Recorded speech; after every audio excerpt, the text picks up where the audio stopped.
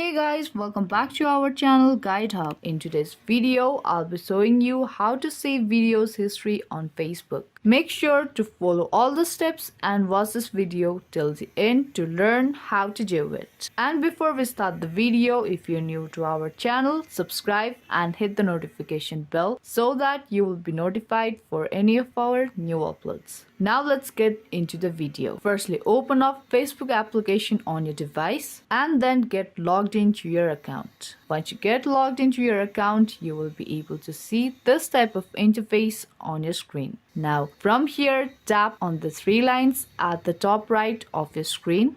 Now, from here, tap on your profile and then you will be taken to your profile page. Now, from there, you have to tap on three dots at the right side of your screen and there you will be taken to the profile settings. Now, from here, you have to tap on activity log option. Now, in the activity log page, you have to tap on the filters at the top left of your screen. And once you tap on it, a menu will appear at the bottom. Now, from the menu, tap on the first option, categories, and in the category page, you have to tap on the very last option, logged action and other activity option.